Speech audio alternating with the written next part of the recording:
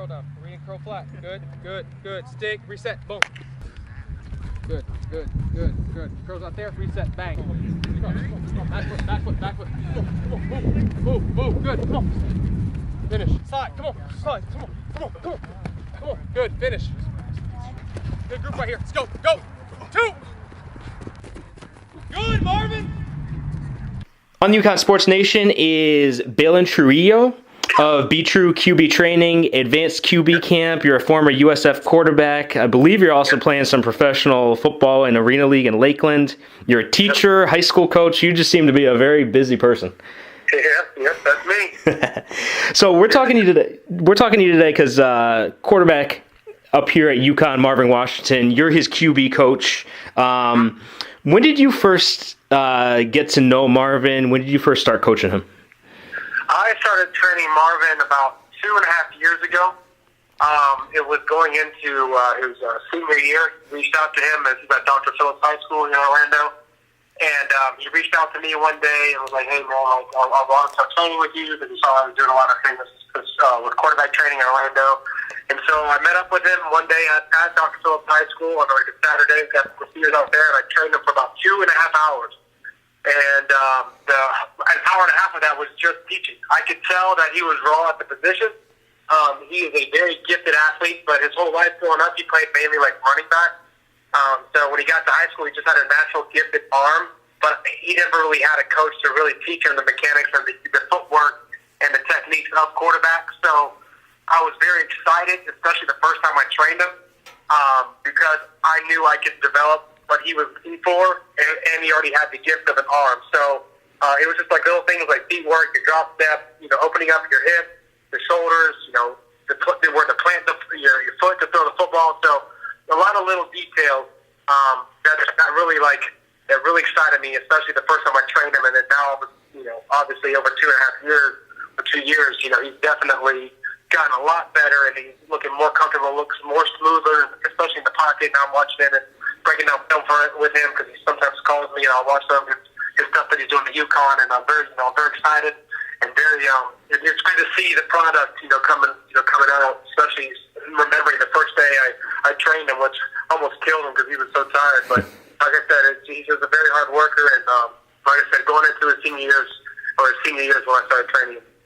So you mentioned you did train him over at Dr. Phillips High School. Yeah. For those up here in Connecticut, just give the listeners here an idea of what Dr. Phillips is as a football program, football factory down in the state of Florida. Obviously, a big-time program down there.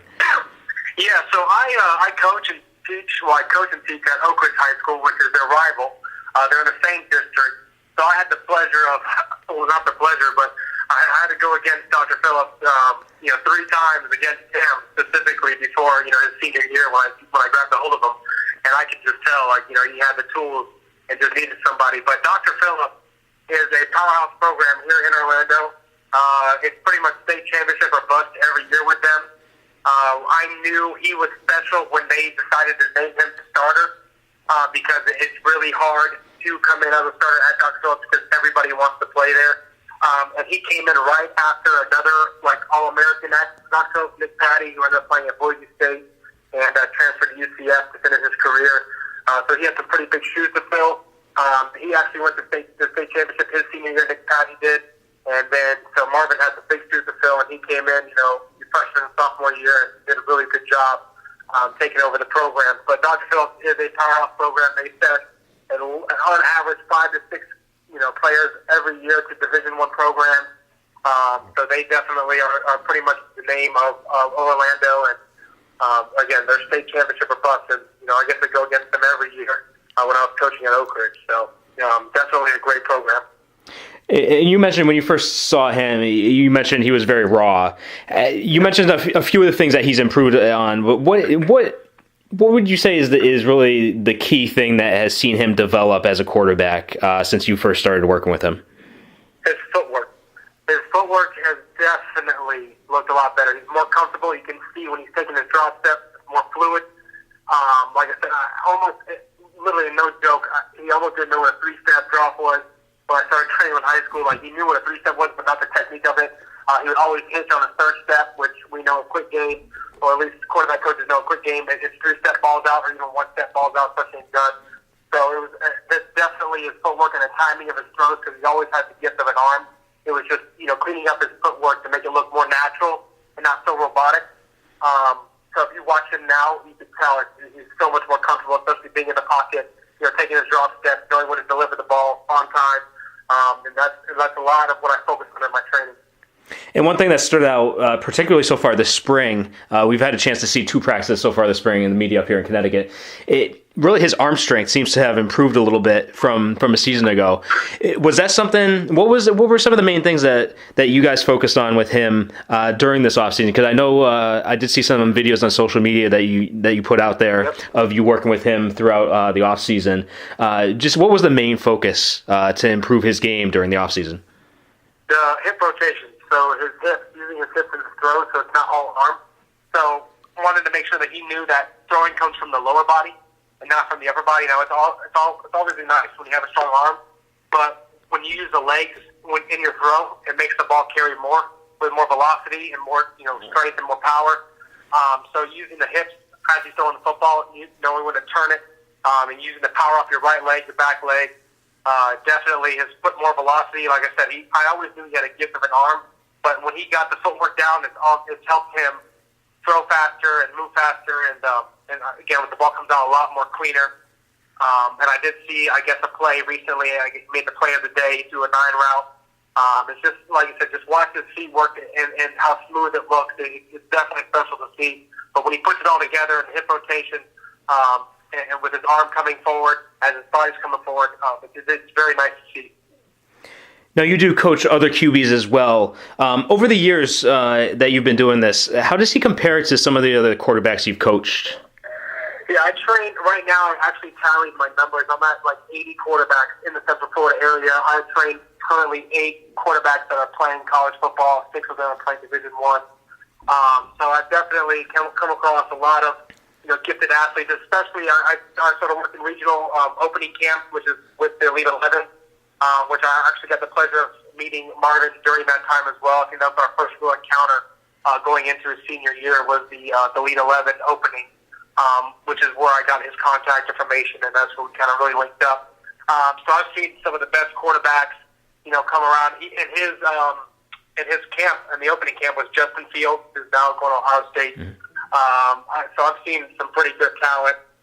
But he definitely ranks up in the top tier. He's always had the ability and the gift of being a football player.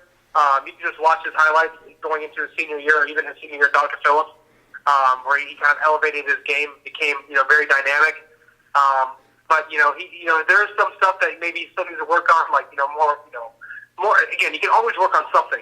Whether it is getting your shoulder square, work on your feet and stuff, but I think among the quarterbacks that I train and I work with, he's definitely in the top percentile, and I feel like it's going to be his job to lose at UConn. And he obviously got on the field for a little bit a season ago. Yeah. First playing time experience at Syracuse on the road. His first ever throw goes for a touchdown. What was going through your mind when you saw that? Oh man, I called him right after the game. We talked about an hour after the game. Actually, it was like 30 minutes. And I just wanted to know what his mind was, like, just doing that. He actually told me he didn't even see the play. He didn't see it happen. He just know he threw it in the spot, which is exactly what I also train in my training. So a spot where the receivers should be, not where they're at now, because that's when the ball comes out late. That's when it's underthrown. So he's starting to learn that, which is, has elevated his game, is throwing the spot, that's exactly what he told me. So look, I threw it in the back of the end zone where I knew it was going to be. He didn't even see the player catch it. He just said he remembers the fans going crazy and his team celebrating, so obviously let him know that he threw a touchdown. But just to see the fact that his first play at UConn was a touchdown, I mean, that's something that he could carry for the rest of his life, even though, the game wasn't going the way that it should have gone. But the fact that he was able to step in there, do his play, and throw a touchdown, I mean, as a quarterback coach, I was so proud of him because it just shows me that he's ready for this stage and that he knows what he's doing. So again, that was definitely a proud moment. And then speaking to him after the game, that was pretty special because I got to talk to him and relive his first moment of throwing his first college touchdown. So you touched on a little something there that rung a bell in my mind, where I hear the term or the phrase "throw players open." That's like really next level, next tier quarterback type stuff. What exactly does that mean for some of the fans listening? It just means throwing where the receiver's supposed to be. So let's say you're throwing like a post, or you're throwing like a go route, or even a curl. Ball's supposed to be out before the receiver even is looking for the ball or is open. A lot of times, quarterbacks, they unfortunately wait for receivers to get open, which means they're going to be late on the throw, which chances are, probably 9 out of 10 times, if you're late on the throw, it's going to be an interception. So just trusting that the receivers are going to be at the spot where they're supposed to be at, and throwing to that spot, that's what it means to be throwing the players open, not waiting till they're open. So like I said, a lot of quarterbacks that we see at the high school level, they'll pass the ball 100 times in the pocket. There's no really developing. There's no development in their minds. They're not really breaking down the coverage. They're just waiting and waiting and waiting, and then all of a sudden they'll see a guy maybe raise his hand or something, and they throw it, and it's completion for a touchdown. Yeah, it looks great on the highlights, but for the next level of what they're going to see in college, the spaces are very shorter. The timing is a lot faster. Now we're talking about tier D1 athletes, where maybe on a high school team there may be 2 or 3. Now you're playing against a whole defense of all Division I, so that the windows are a lot shorter. So getting quarterbacks to realize that now, which is my job at young kids and the high school athletes, is to throw receivers open, not wait till they're open. That's definitely something that's going to take them to more of an elite status. I feel like, if you watch that play with Marvin, he literally throws the ball on time, which makes the receiver go behind the DB, which ultimately leads to a touchdown. And like when he told me down the phone, that verifies that what he's learning is definitely working. Because the fact that he told me he didn't even see the receiver, he just threw to a spot.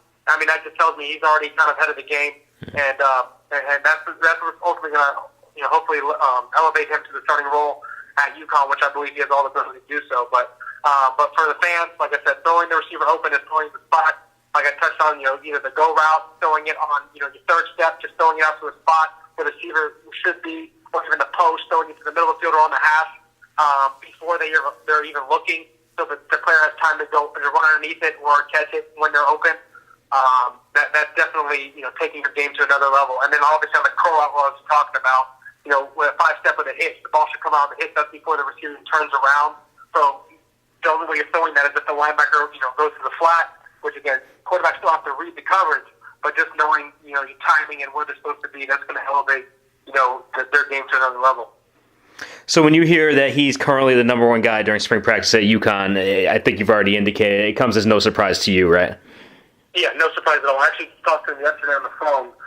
He called me after practice yesterday and told me, he loves what's going on there at UConn. He loves the atmosphere. He called me in a film session on his own after the players were already done. And, that I told him that's what's ultimately going to separate you from the next guy. You come in, you train as a starter, you are a starter. Even if you're the backup, you already carry yourself like you are the starter in your mind. Maybe that's not the situation, but just prepare and train like a starter, I think will ultimately lead him to that starting role. And, just seeing plays on, random Twitter posts or even UConn page of like play of the day, and, he's getting some recognition of that, that obviously excites me because I've always wanted him to, be successful. And, his path has been up and down, and I'm mainly I want him to focus on academics too. Make sure he's good with that because ultimately you're a student athlete, so you're student first, athlete second. So I think he's really starting to get that now. And like I said, the sky's the limit for him, and he has all the tools in the world to be great. And I feel like now hearing that he's getting 1 reps and that's actually a competition between him and another guy. That's pretty much what it is right now. That's exciting for me because ultimately I want to see the guys that I'm training perform at that level because that's ultimately why I do what I do here in Orlando. So to see the product actually, progressing and doing things well on the field, as Marvin is right now, that only excites me as a quarterback coach for sure. Well, thanks, Baylin. Baylin Trujillo, again, quarterback coach down in Orlando, quarterback coach for Marvin Washington during the offseason and during his high school time at Dr. Phillips High School. Really appreciate the time, giving some insight on Marvin, his development over the years, and maybe give the fans a little about what you got going on coming up for yourself. Yeah, so like I just mentioned before, I train 80 quarterbacks here just in Central Florida. 8 kids in college, and So recently, about a week and a half ago, I actually quit coaching high school football to focus solely on my quarterback training. There's just a lot of politics that are involved with quarterback training, and I'm training much every starting quarterback in high school in the area. So when we would play them, again, I coached at Oak Ridge High School, which is my alumni where I played. I get some heat, where maybe they beat us or something, and the coaches are just, making a joke. There's nothing serious, but like, hey, you're training every quarterback to beat us. So, just that politics stuff. I just wanted to remove myself from any of that. And, I train our quarterbacks just as hard. I train both the quarterbacks that are right now here at Oak Ridge that's going to be playing next season. I train both of them. So, it's never about favorites. I just want to make impacts on all the kids around the Orlando area. There's going to be, I'm going to be training some big-time players here recently. I don't want to release names yet until it actually happens. But, just growing my brand, making sure that, I'm taking over the Orlando area as far as quarterback coaching is involved. And then on top of that, I'm also still playing at the pro arena with Lakeland. So that takes up some time, especially during, the spring, which is arenas are going to start here soon. So still playing and being active and showing the kids I train, like, that I'm still involved and, hey, come watch me play and stuff. So that's going to be kicking off here in May. So I still do that, but again, I'm focused solely on quarterback training here in Orlando, and spending more time with my wife. I just got married 2 years ago, so definitely doing that. And like I said, just making sure I impact youth. At any level, it could be the youth, high school level, pro level. I train one pro athlete right now, who's now currently playing in arena. So hopefully, I never get to play him, but that'd be funny. But like I said, I'm just trying to make an impact everywhere, and I'm blessed to be in a position like this. It started off as a dream 4 years ago. Started off with one athlete, now I got 80. So, again, it's amazing to see the progression of my business as well as the kids that I train. And, again, it's never about the money. It's all about the kids. I just want to see them do great. And that goes for Marvin, which I'm very excited about. And, same with all other 8 quarterbacks I train that are playing college now. I feel like every quarterback that I train has the ability to play college football, because that's ultimately why I train what I train. The reason why I actually even got into coaching quarterbacks is when I got recruited to USF. When I got there, my quarterback coach is Peter Voss, which is amazing. He's probably one of the best quarterback coaches I've ever been around. He's the one that gave me the opportunity. He recruited me out of high school. He got me into USF. And when I got there, I was so behind because I was also relying on my ability as an athlete, and I could throw the football. It was always natural for me. I always played quarterback from 8 to 7, so it was easy for me. But I was so behind because I didn't know the footwork. I didn't have training growing up as a kid. So I remember going in my first, workouts in August when I first got to campus and going through practices and stuff and individual drills. And I'm with, BJ Daniels, I'm with Bobby Ebeld and Matt Floyd, some of the guys that I was with.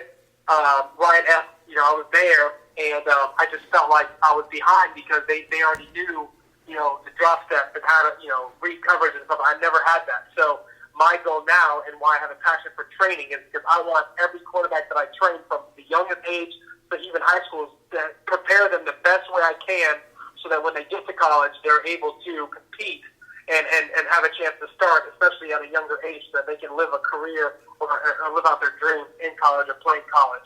So that's ultimately where my passion comes from. So getting Marvin at the time I did, which ultimately, to be honest, he was a UCF commit, and I had a relationship with the previous quarterback coach who hit me up on Twitter, saw that I was training Marvin, and actually offered him a week before signing day, which that's how that whole thing happened, because it was either going to be the University of Florida, he was committed to UCF, and also Miami came into the mix. And once I had a relationship with the quarterback coach who's now at Louisiana Tech, I believe, he offered Marvin based off the things that I told him about, and sure enough, a week later, he's signing to UConn, and now he's there ever since. So that was a crazy situation how he got recruited at UConn. But again, my goal as a quarterback trainer is, one, put them in the best position to compete, and when they get there, 2, ultimately win the job and live out their dreams, and 3, have the ability to have connections everywhere so I can have the quarterbacks that I train now live out their dreams and hopefully get that Division I scholarship and hopefully move on to the next level and get that degree. So that's where my passion comes from. But like I said, that's what I'm doing now, so just strictly focus on teaching, which I still teach at Oak Ridge High School, teach physical education, and then spend all my time quarterback training, all the quarterbacks in the area. I started a business with Steven Garcia, who was a former South Carolina quarterback. We started our advanced quarterback camp together, which we started 2 years ago, but now we're really picking it up now that I have more time, but I quit high school coaching. So now we're going to be traveling along the state of, Florida. I've already gotten some coaches from Virginia reaching out, from North Carolina, Georgia, that wanting us to host camps. So I'll be doing a lot more stuff like that. But like I said, it's all networking. And again, ultimately, I want every kid that I ever train or coach to be the best they can be, and hopefully elevate to the next level. So that's exactly what I'm doing. Yeah, and the work that you guys put in obviously helps make the game better and really trains the next generation of football players. So really giving back in the work that you do for sure. Yes, sir. All right, Baylin, really appreciate your time. And again, thanks for all the insight you just gave us. Oh, man, I greatly appreciate it. Again, I'm a UConn fan, so I hope they do great things. I look forward to big things coming in the future for that program, especially with Marvin there.